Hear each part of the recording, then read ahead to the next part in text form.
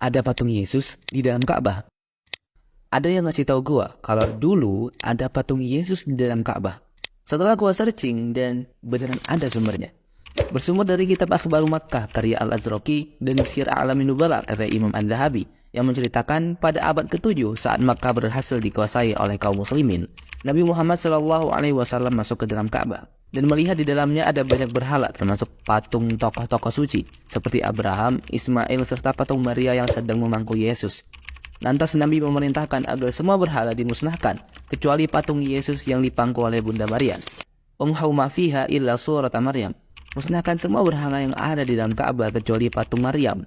Dan bahkan seorang tabi'in yang bernama Atha bin Abi Rabah memberi kesaksian bahwa dirinya pernah melihat patung tersebut sebelum Ka'bah terbakar di era rezim Yazid I dari dinasti Umayyah. Jadi, apakah ini sebuah fakta?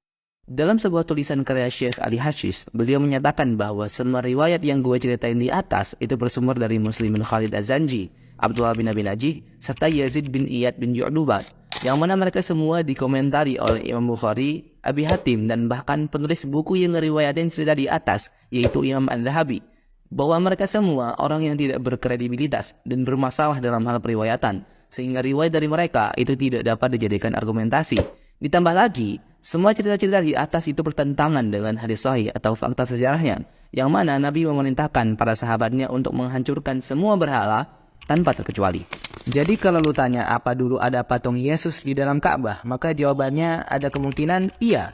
Karena memang di era jahiliyah ada banyak berhala di sekitar Ka'bah dan mungkin patung Yesus dan Bunda Maria adalah salah satu dari berhala-berhala tersebut.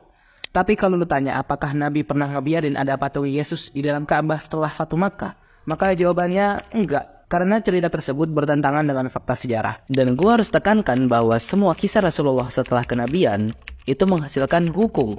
Sehingga semua cerita yang gak punya kredibilitas, saat bertentangan dengan cerita yang punya kredibilitas, maka kisah tersebut tidak bisa dijadikan sebagai sumber. Jadi, apa benar